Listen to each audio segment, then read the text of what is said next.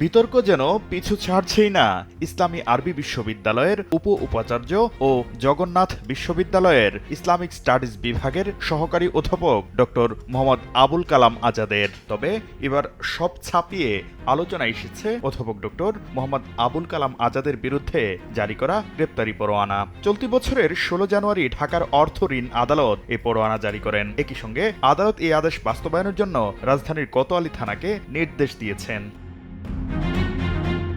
1999 সালের 1 মে থেকে 2010 সালের 3রা ফেব্রুয়ারি পর্যন্ত সরকারের গৃহায়ন ও গণপূর্ত মন্ত্রণালয়ের অধীন একটি রেস্ট হাউসের ভাড়া বাবদ সরকারের পাওনাদি নিয়ে ঢাকার অর্থ ঋণ আদালতে এই মামলা দায়ের করা হয়। এরপর বিষয়টি নিয়ে আদেশ জারি করেন আদালত। এর আগে অধ্যাপক ডক্টর মোহাম্মদ আবুল কালাম আজাদের বিরুদ্ধে 97 পৃষ্ঠার একটি অভিযোগ জমা পড়ে বিশ্ববিদ্যালয় মঞ্জুরি কমিশনে। পরবর্তীতে বিষয়টি নিয়ে তদন্ত কমিটি গঠন করে ইউজিসি। এছাড়া মাত্র 320 দিনে 400-রও বেশি মাদ্রাসা পরিদর্শন, বিধি বহির্ভূতভাবে গাড়ির জ্বালানি ব্যবহার, রোহিঙ্গাদের অর্থ আত্মসাৎ, ব্যাংক অ্যাকাউন্টে অস্বাভাবিক লেনদেন সহ নানা অভিযোগ রয়েছে ডক্টর আজাদের বিরুদ্ধে।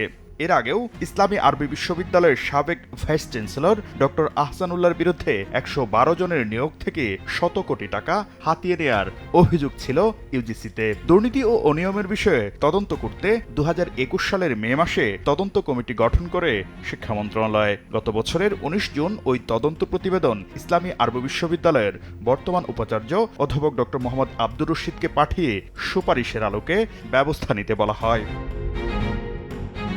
শাকির আহমেদ, সময় সংবাদ, ঢাকা।